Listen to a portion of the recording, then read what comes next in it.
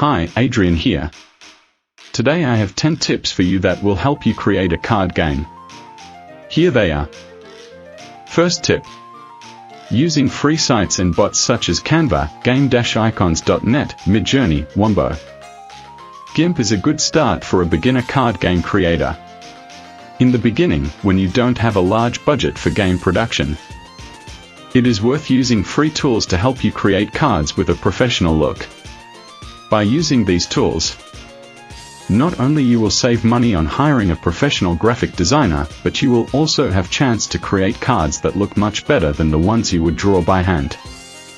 Canva, Game-Icons.net, Midjourney, Wombo and GIMP are tools that offer a wide selection of graphics, fonts and templates to help us create cards according to our vision.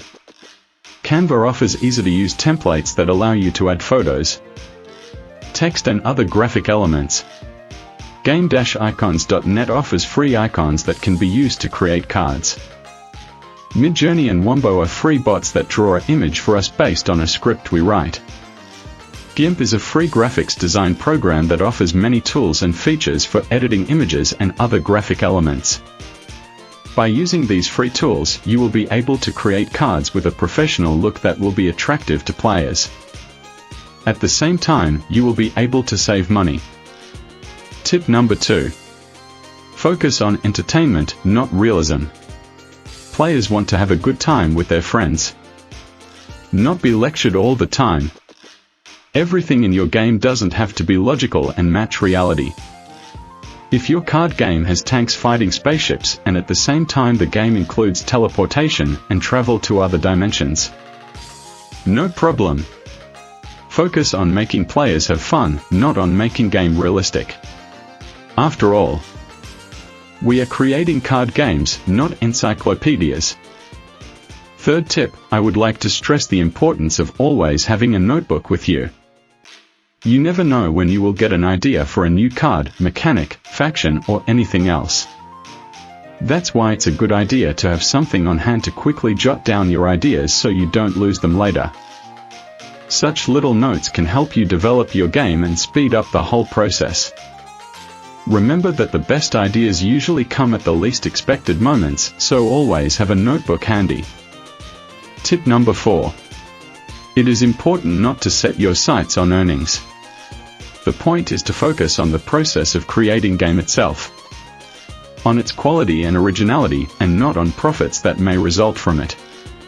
If developer focuses only on money, he can quickly burn out, become discouraged from continuing to work on the game and lose intrinsic motivation.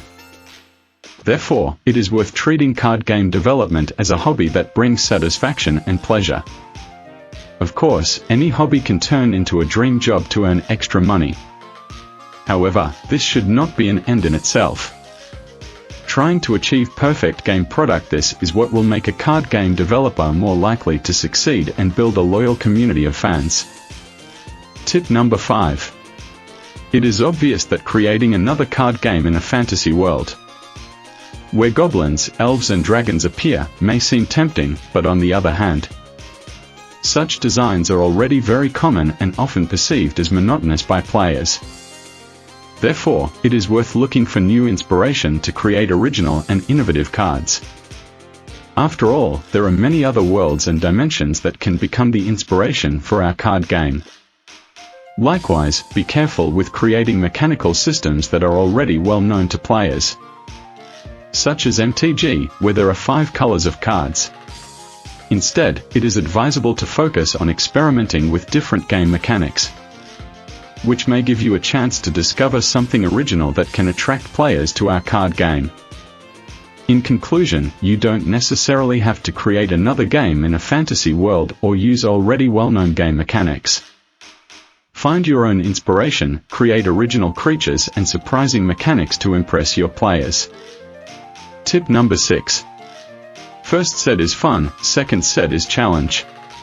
Creating first set of cards is great fun for a card game developer. With great enthusiasm he invents new cards, introduces new mechanics and enjoys every moment spent on the project. However, after the first set is released, creator has to face a new challenge, creating a second set. Not only does he have to come up with new cards, but they have to be different from those in the first set. This is a huge challenge that requires creativity, ingenuity, and perseverance. When creating successive sets, the game developer must constantly strive for innovation, avoiding repetition so that players do not get bored with the game. This takes a lot of effort and time on the part of the developer, but at the same time can give him unforgettable satisfaction when he sees how players enjoy his creation. Tip number 7. Of course, inspiration is an important part of creating a card game. But it is important to take what already exists and make it your own. You can take ideas from other games, but keep in mind that too many repeated elements or too strong a resemblance to other games can bring accusations of plagiarism. That's why it's a good idea to look for inspiration in a variety of sources, such as movies, books, computer games, and even in everyday life. You can take something that already exists and add your own twist or put your own vision into it. Keep in mind that creating something original does not mean completely discarding what already exists. You can use certain elements, but you need to transform them into something new and unique. It is this approach that allows you to create something that will attract players and stand out from other games. It is also worth remembering that inspiration does not mean copying. Copying or modeling too much on other games will certainly not bring success and, on the contrary, may discourage players from playing. Therefore, inspiration should be treated as a starting point, not an end goal. Tip number 8. When you create a card game, it is important that the rules are easy for players to understand. The more complicated the rules, the less chance players will be interested in your game. Two card games are very good examples, Yu-Gi-Oh! And Duel Masters. Yu-Gi-Oh! Is a well-known card game with very complicated rules, and learning the game can be difficult for beginners. This game has many rules and subtle rules that you need to understand in order to play well. It often requires memorizing a lot of details that are difficult to assimilate in a short period of time. Therefore, this game is more aimed at more experienced players and may scare off new players. Duel Masters, on the other hand, is a card game with rules that are easier to understand. This game is designed for younger players and has simpler rules. The rules are easy to understand, but the game can be very fun and interesting. The big advantage of this game is that new players can quickly learn how to play, while keeping the game from feeling too easy. This makes Duel Masters a very popular game among younger players. Yes, I know the game is dead, but the point is the context itself. The conclusion from the above is that it is important that your game is easy for players to understand and learn. If your game is too complicated, new players may become discouraged more quickly.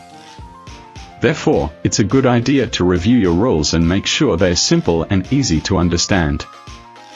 Tip number 9. Playtest your game. Of course, this tip is very important for any card game developer. It's worth remembering that testing a game with others is the best way to improve its quality and match players' expectations. No matter how well you design your game, there will always be some imperfections in it and opportunities for improvement. Many popular TCG games, such as Magic, The Gathering or Yu-Gi-Oh!, introduce a ban list. A list of cards that have been deemed too strong or unbalanced and must be restricted or banned from tournament play altogether. This proves that even experienced game designers make mistakes and sometimes need the help of the gaming community to improve their designs. It's also important to remember that testing the game with others should be done not only by people who already have experience in card games, but also by people who are new to TCG. This will give you more diverse opinions and ideas for improving your game. In conclusion, testing the game with others is crucial for any card game developer, as it allows to improve the quality of the design and adapt it to the needs of players. Tip number 10. Designing a game is a process that requires time, patience, and perseverance. You have to spend a lot of hours creating and testing your game, as well as taking care of its development and improvement. All this takes time, and even if you think your game is ready, there will always be room for improvement and refinement. Not only is the game design process itself time-consuming, but also building a fan and player base is a long-term process. Don't expect your game to become an instant hit and gain worldwide popularity. It takes time, patience and hard work. That's why designing a game is a marathon, not a sprint. You need to take care of every detail, test your game and listen to feedback from other players, and constantly develop and improve it. Remember that success doesn't come right away and takes time. But with perseverance and hard work you can achieve your goals and create a game that will win the hearts of players around the world. Thank you for taking your time. I hope you have learned from this, that you have not surrendered, that I have motivated you with this. Best regards.